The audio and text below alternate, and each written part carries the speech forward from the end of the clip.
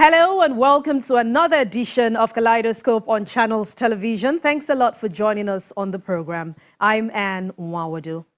On the program today, our chat with the Chief Executive Officer of Standard Chartered Bank Nigeria, Lamin Manjang, reveals the financial institution's contribution to the development of the banking sector in Nigeria, its giant strides in ensuring financial inclusion, and its corporate social responsibility efforts.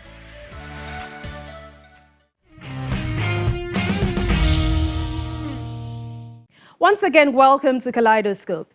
Standard Chartered Bank is one of the oldest financial institutions that has evolved over the years. Let's find out about this bank. Standard Chartered plc is a British multinational banking and financial services company headquartered in London, England. It operates a network of more than 1,200 branches and outlets across more than 70 countries. In 1965, the Standard Bank of South Africa merged with the Bank of West Africa, acquiring businesses including a banking operation in Nigeria, which dated back to 1894. The name was then changed to Standard Bank of West Africa. 4 years after the merger, Standard Bank Nigeria was incorporated locally to take over the business in Nigeria. And in 1971, 13% of the share capital was placed with Nigerian investors. The end of the Civil War saw a major economic upturn, and as a consequence, the military government sought to increase local control of the retail banking sector. Hence, the bank's investment in Standard Bank Nigeria was reduced to 38%. Standard Chartered remained a shareholder of First Bank of Nigeria until 1996. It re-entered Nigeria in 1999 and opened to customers on the 15th of September 1999 as a wholly owned subsidiary of Standard Chartered Bank plc, headquartered in the United Kingdom. Today, the bank offers a wide range of products and services in retail, wealth management, commercial, corporate and institutional, private, digital and transaction banking business. Standard Chartered Nigeria aims to make a positive contribution to the communities where it operates through various initiatives that link its core business activities, expertise and resources with the key issues facing these communities. Let's now hear more from the CEO of Standard Chartered Bank Nigeria, Lamin Manjang. As an international brand providing services to millions of customers for the past, over 100 years, what would you say has been your driving force over the years since inception? Well, thank you very much, Anne, for the interview. As you said, Standard Chartered Bank is an international bank, and we've been around globally for over 160 years. And here in Nigeria, of course, we've had a long history, but it was broken. So it's a history over 120 years, but then we had to leave at some point, and then we came back as Standard Chartered about 23 years ago. When a bank has been around that long, obviously, one wants to know what made it last that long. I think one of the unique aspects is our focus on our clients. We realize that we are in the client business and we have to serve our clients, we have to listen to our clients and respond to them positively. I think that has been very, very critical. Secondly is our people. I think over the years, Standard Chartered has attracted some very, very good talent. In fact, incidentally, in many markets, you find that the banking industry is, has a lot of alumni of Standard Chartered who are now running other banks in the market. So I think our people strategy has also been very good. And then the risk side of it. Banking is a business where you're managing other people's money. So you've got to do it in a very prudent way. You've got to do it in a way that gives confidence to the clients. So our risk management has been very, very strong. And also we've been very innovative over the years. In many markets, we've brought innovative products and solutions that have really been very, very, useful for our clients. So I think those are the aspects, and of course, our reputation for being a bank that values integrity and professionalism. these are the things that have really made us last this long. Let's take you from where you said uniqueness. I want to know, a lot of people want to know, what actually makes your brand a unique one? I mean, with so many competitors in the banking industry. Sure. I mean, obviously, there are so many banks in the market, and everybody tries to distinguish themselves. I think one of the things that distinguishes us as Standard Chartered, one is our international footprint. We're a bank that is very strong in Asia, in Africa, and in the Middle East. Now, no other international bank that I know of has that kind of unique footprint. Of course, our headquarters is in the UK, so we are regulated by the UK regulatory authorities.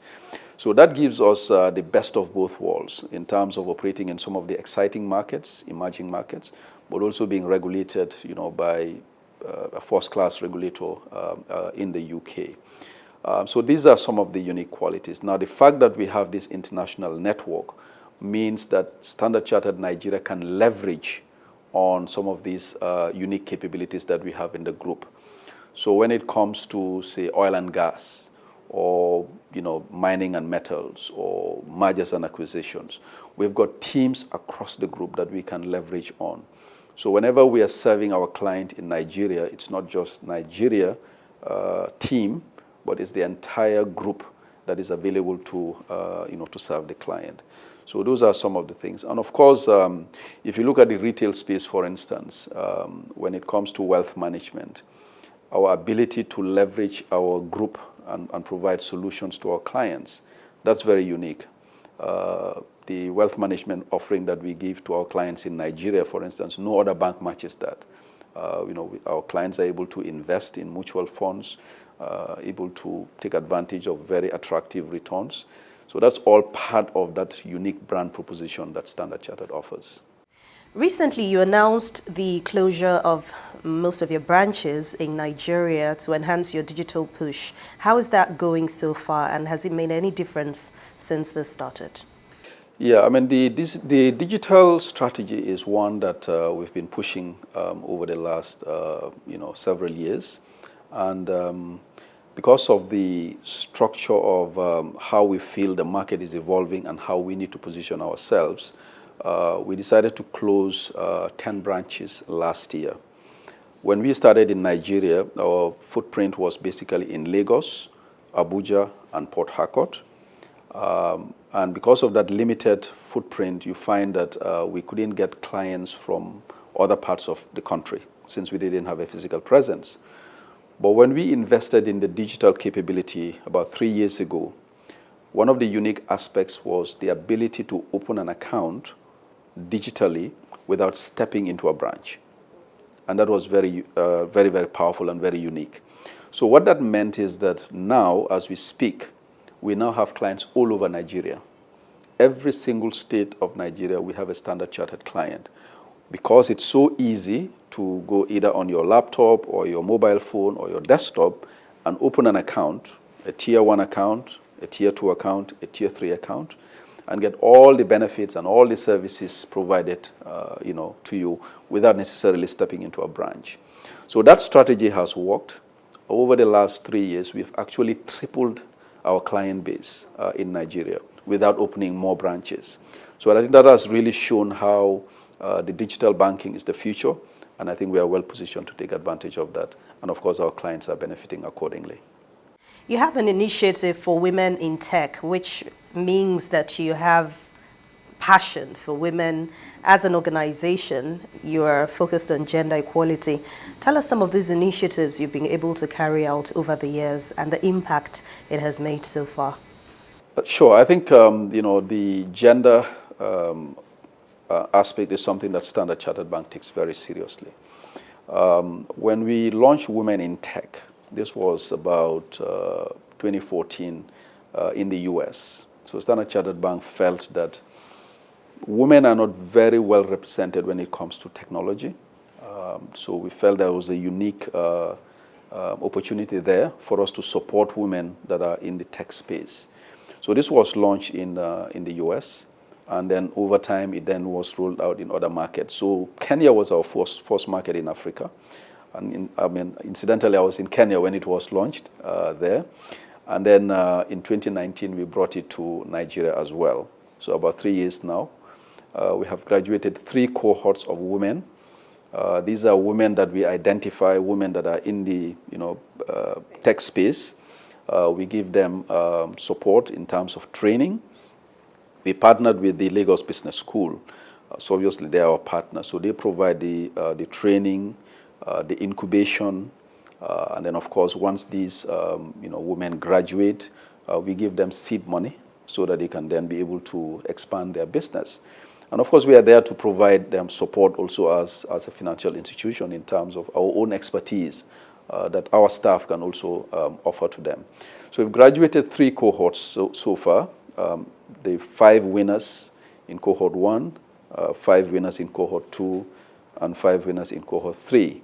And the testimony has been phenomenal. I mean, the kind of growth that these businesses have shown, the kind of interest that they have attracted from other potential investors has been phenomenal. So that is something that we're very passionate about.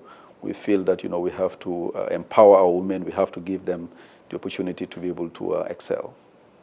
Do you have pillars at Standard Chartered that help you drive your corporate social responsibility, a way that helps you focus on what to do and what not to do? Sure. Well, yeah, I mean, with corporate social responsibility, I think it's very important for an organization to have focus, because obviously there are so many things that you can do, and if you try to do so many things, you end up not being very effective in either of them. So what we have done is to focus on 3 pillars. First is education, then employability, and entrepreneurship, the 3 E's. Now, we believe that education is key, and in this area, what we focus on is on girls' education, adolescent girls. So we have a program called GOAL, which is really designed to help adolescent girls in terms of life skills, giving them empowerment, so that they can actually be prepared for the future. Then employability. How do you help them to have the skills so that they can gain employment? And we also realize that not everybody will be employed, so how do you also give them the capacity so that they can start their own businesses, the entrepreneurship part of it. So the Women in Tech is just one example of how we are supporting women entrepreneurs so that they can actually succeed in a field like technology, which, like I said, hitherto it's not been one of the strongest areas where women have been focused on. So these are the 3 key pillars. Before this, we also had a focus on health, but specifically on blindness. We realized that a lot of blindness is preventable and curable. And there are millions of people worldwide that have been blind, and it just takes an intervention, either a cataract operation or some other basic intervention that helps these people to see. So we call that program Seeing is Believing. And over the years, we've helped millions gain sight. And here in Nigeria also, it's been a very, very successful program. So I think those are the 4 areas really. It's been those 3 E's, the education, the employability, entrepreneurship, and of course, before that, the Seeing is Believing program. Well, we're not done yet. There's more to discuss when Kaleidoscope returns. Please stay with us. Welcome back. You're still watching Kaleidoscope on Channels Television. Let's continue the conversation with the Chief Executive Officer of Standard Chartered Bank Nigeria, Lamin Manjang, to find out how it plans to continue its contribution to the development of the banking sector right here in Nigeria. How would you describe the banking sector in Nigeria, especially when it comes to the ease of doing business in the country? Well, Nigeria's banking sector is very competitive. I would say it's one of the most competitive markets. So we've got, the tier 1 banks, the tier 2 banks, the tier 3 banks, and it's a market where everybody is jostling to try and position yourself in terms of what you offer to clients. Standard Chartered Bank, I think, we have a unique offering. So obviously, we have a corporate banking business, which is very strong. As I said, we leverage on both the capability in Nigeria as well as within the group to bring expertise and products to our clients, whether it's on mergers and acquisitions, project export finance, hedging solutions, industry expertise. All of those things there for us to meet the needs of our clients. And when it comes to the retail banking space, even though we've been very focused in terms of the priority client base and the kind of offerings that we've given in the wealth management space, now we feel that with digital, we should be able to penetrate and really grow our client base across other segments and across the entire country. So it's a competitive landscape, but I think Standard Chartered Bank is well positioned to compete effectively in the market. Yeah, I think, of course, like any industry, the banking industry has its own fair share of challenges. One of the challenges that we face is the issue of Forex. Our clients obviously are in manufacturing, they are in other sectors of the economy, they need FX, and over the last few years it's been quite a challenge. So that's one where we've been engaging them, we've been engaging with the central bank to see how we can ease access to FX for our clients so that they can continue to do business, because without FX it becomes quite a challenge for them. So I think those are some of the challenges. Otherwise, I think it's a very competitive industry. Every bank tries to, satisfy the needs of their clients in their own unique way. Do you have initiatives that enhance financial inclusion or help it in some way? Yeah, I mean, financial inclusion is important. Obviously, we need to reach out to the unbanked. So one of the initiatives that the central bank has taken is to encourage banks to do financial literacy. So we play a very active role in terms of educating people about really what financial literacy is about, what is savings, what is investments, what are the products that banks offer. In fact, incidentally, I was doing a recording of that about 3 weeks ago, which will then be broadcast to different schools in Nigeria in terms of educating the young people to know what financial literacy is all about. So that is one that we are very, very focused on. We also have, like I said, the 3 pillars that we have in terms of our CSR, whether it's on education. Part of that is the financial literacy. Part of it is just about empowering girls to be able to understand financial literacy and then be able to take advantage of some of those opportunities. And then in terms of financial literacy as well, I mean, it's really about getting people to be comfortable about what banking services are there, so that they can take advantage of that.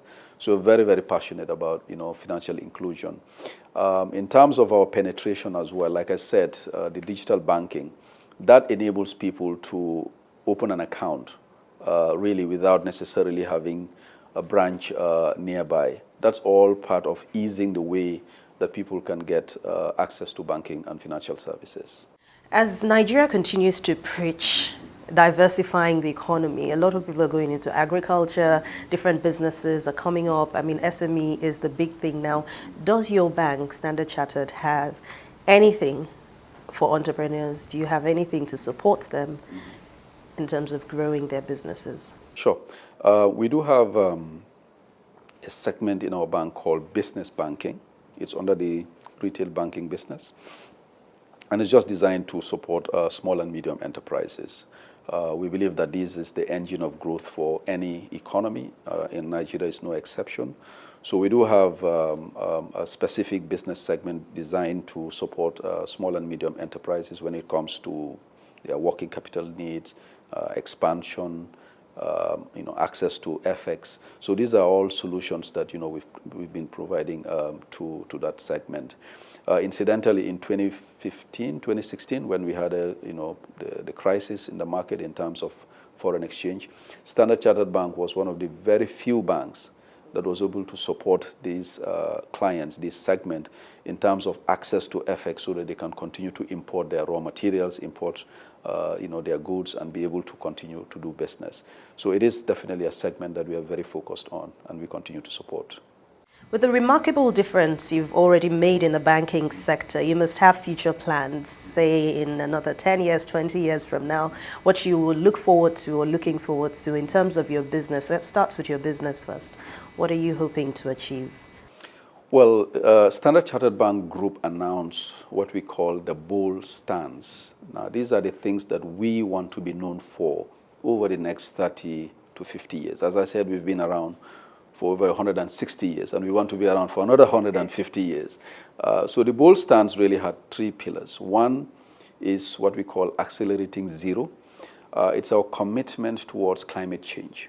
We realize that this is one of the big challenges of our times, and we as a bank should really play a very positive role in terms of addressing that challenge. We see it both as a challenge as well as an opportunity.